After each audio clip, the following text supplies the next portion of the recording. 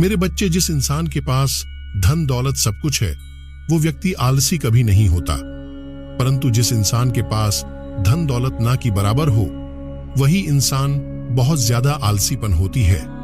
ऐसे व्यक्ति के मन तो बहुत अच्छी होती है, जैसे दानवीर कर्ण जैसा, परंतु जीवन में धन की कमी होने के नाते वो व्यक्ति बहुत परेशान रहता है।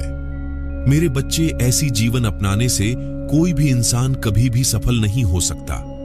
जिसके जीवन में आराम बेहद पसंद है, उसे हर काम में कठिन परिश्रम करना अच्छा नहीं लगता। भला वह व्यक्ति सफल कैसे हो सकता है? इसलिए मेरे बच्चे, तुम जो भी कर्म करते हो उसे अपना मानकर करना। जीवन में संघर्ष जितना कठिन होता है, सफलता उतनी ही ऊंची और शानदार होती है। मन में ऐसी विचार मत आने देना कि मैं नौकरी करती हूं, मन लगाकर करने से मेरी क्या फायदा होगा, किसी और की काम कर रही हूं। जब दिन समय महीना खत्म होगा तब मुझे करता हुआ काम की धन तो मिलेगा ही। ऐसे सोचकर तुम खुद आलसी तो बन जाते हो, परंतु इसका परिणाम आज नहीं तो कल तुमको समय से गिरा देंगे। ऐसी अभ्यास से एक दिन तुम्हारा अपना ही काम को करने में खुद असफल और आलसपन करने लगोगे, क्योंकि तुम्हारा अभ्यास ही आलसपन पैदा करता है। मेरे बच्चे, अगर तुम कोई काम कर रहे हो तो अभी से ही आलस्य त्याग करने की कोशिश करो और अभ्यास को शुरुआत कर लो। अपने काम को कभी भी कल पर नहीं डालना, क्योंकि समय और समझ दोनों एक साथ खुशकिस्मत लोगों को ही मिलते हैं। अक्सर समय पर लोगों को समझ नहीं आती, जब समझ आती है तब समय निकल जाती है। मनुष्य समय की महत्वपूर्ण को नहीं समझकर उसे व्यर्थ में ही गंवाता है। अंत में उसके पास कुछ करने के लिए समय नहीं बचता। किसी भी व्यक्ति के जीवन में सफल न होने के सबसे मुख्य कारण होते हैं समय। जो व्यक्ति समय को समझ लेता है और खुद पर भरोसा रखते हैं, वो व्यक्ति कभी भी आलसी नहीं होता है। उसे देखकर आलस दूर भागता है और वही व्यक्ति जीवन में सफल होता है। मेरे बच्चे, जिस व्यक्ति को खुद पर भरोसा नहीं है, वह व्यक्ति कभी भी सफल नहीं हो सकता। जब तक हम खुद पर भरोसा नहीं करते, तब तक हम खुद का सम्मान भी नहीं कर पाते।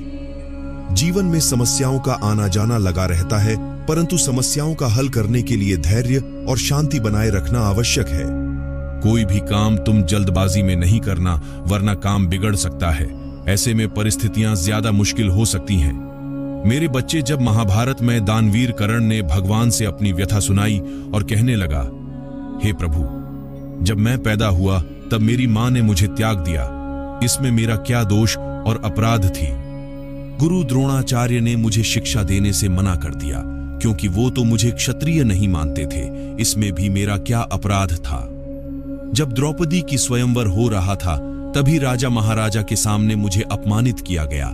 एक सूत पुत्र होने के नाते मुझको हंसी मजाक से सभी लोगों ने अपमानित किया। प्रभु, कृपा करके आप मुझे बताएंगे मेरी दोष क्या थी? कर्ण की यह बात सुनकर भगवान ने जवाब देते हुए कहा, हे महावीर कर्ण, जरा ध्यान से सुनो। जब मेरा जन्म हुआ तब मैं कारागार में था और मैं पैदा होते ही मेरी मृत्यु मेरा प्रतीक्षा कर रही थी। जिस रात मेरा जन्म हुआ उस रात मुझे मेरी माता पिता से अलग होना पड़ा, जहां पहुंचकर मुझे हर वो काम करना पड़ा। जब मैं चल नहीं सकता तब मुझ पर प्राणघातक हमले करने की प्रयास किया। मुझे मारने की बार बार कोशिशें की गई। न मेरे पास बचपन में शिक्षा थी और न ही मेरे पास महल था, न कोई गुरुकुल था, न कोई विशाल सेना। लेकिन तब भी मेरी मामा मुझे उनका सबसे बड़ा शत्रु मानते थे। मेरा भी जीवन कई चुनौतियों से गुजरा है। हे कर्ण, यह सब बातें बताना या उस पर दुख करना इतना महत्वपूर्ण नहीं है कि जीवन में कितनी बार अपमानित होना पड़ रहा है, पर यह महत्वपूर्ण है कि तुम उसे अपमान का जवाब कैसे देने की प्रयास कर रहे हो। मेरे बच्चे, तुम्हारे पास ज्ञान है जिसका तुम इस्तेमाल कर रहे हो, और इन सब चुनौतियों को पार करके कैसे आगे बढ़ते हो, यह बात सबसे महत्वपूर्ण है। सब कुछ किताबों से सीखने को नहीं मिलता मेरे बच्चे, कुछ मतलबी लोगों से भी बहुत कुछ सीखने को मिलता है। गलती उसी से होती है जो कठिन परिश्रम करते हैं। निकम्मों की जिंदगी तो दूसरों की गलती खोजने में ही खत्म हो जाती है। इस संसार में इज्जत इंसान की नहीं, जरूरत वस्तुओं की होती है। किसी के ऊपर उड़ने में बुराई नहीं है। तुम उतना ही उड़ो जहां से जमीन साफ साफ दिखाई देती है। सिर्फ वही लोग तुम्हारी परवाह करते हैं जो तुम्हारी जीवन की बातें सुन सकते हैं। जब तुम चुप रहते हो तब चिंता उतनी ही करना जितने में ही तुम्हारा जिंदगी तमाम हो जाए।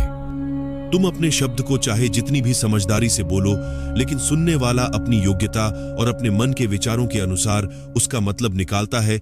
जो तुम्हें भूल चुका है वह भी याद करेगा, बस उसके मतलब के दिन आने दो। मेरे बच्चे, जिंदगी यही है कि इसमें मनचाहा किरदार तुमको नहीं मिल पाता। जिंदगी तो अपने दम पर ही जी जाती है। दूसरों के कंधों पर तो सिर्फ दुख और दर्द उठाए जाते हैं। तुम्हारी मुस्कान तुम्हारे चेहरे पर बनाई रखना, उसे अपने आंसुओं से धुलने या क्रोध से मिटने ना दे। यह जान लो मेरे बच्चे, कोई भी मनुष्य हमारा मित्र या शत्रु बनकर संसार में नहीं आता है। हमारा व्यवहार और शब्द ही लोगों को मित्र और शत्रु बनाता है। जो व्यक्ति हर वक्त दुख को लेकर अपने मन में रोता रहता है, उसके द्वार पर खड़ा रहता हुआ सुख बाहर से ही लौट जाता है। जिस व्यक्ति के पास उम्मीद है, वो व्यक्ति जिंदगी के हर इतिहास को पास कर लेता है। तुम क्यों नहीं कर पा रहे हो, मन में सोचना। मेरे बच्चे, हर कोई अपना नहीं होता, यही सच है। इन 5 जगह पर तुम हमेशा चुप रहना। पहला, जहां तुम्हारे शब्द की कोई कीमत नहीं हो। दूसरा, अगर तुम्हारे बोलने से किसी का दिल दुखी होने लगते हैं। नंबर 3, जहां बोलने के बाद तुमको पछतावा ना करना पड़े, वहां पर बोलने की कोशिश मत करना। नंबर 4, अगर तुम क्रोध में हो तो उस समय चुप रहना, क्योंकि क्रोधी इंसान बिना सोचे समझे कुछ भी बोल देता है, बाद में कड़ी परेशानियों का सामना करना पड़ता है। और 5वां, जहां तुम्हारी समझदारी से कोई सुनने वाला ना हो, वहां पर चुप रहना ही तुम्हारे लिए अच्छा होगा। मेरे बच्चे, इन 5 बातों का ध्यानपूर्वक अनुसरण करना। किसी के कष्ट देखकर तुमको भी कष्ट होता है तो समझ लेना तुम्हारी अंदर साक्षात परमात्मा विराजमान है, जिसके इरादे हमेशा साफ होते हैं। कई बार लोग उनके ही खिलाफ बोलने लगते हैं। तुम चिंता मत करना, सत्य को कभी भी शपथ लेने की आवश्यकता नहीं होती है। सत्य से न केवल भगवान को पाया जा सकता है, बल्कि कठिनतम स्थिति में भी सच्चाई के मार्ग का अनुसरण किए जाने से जीवन में आया संकट समाप्त हो जाता है। साथ ही मानव का जीवन सरल सहज होकर सात्विक हो जाता है। तुम आलस को त्याग करके मेरी बताई हुई इस ज्ञान को अपना मानकर जीवन में दूसरों की बातों पर कम और अपने काम पर ज्यादा ध्यान देना।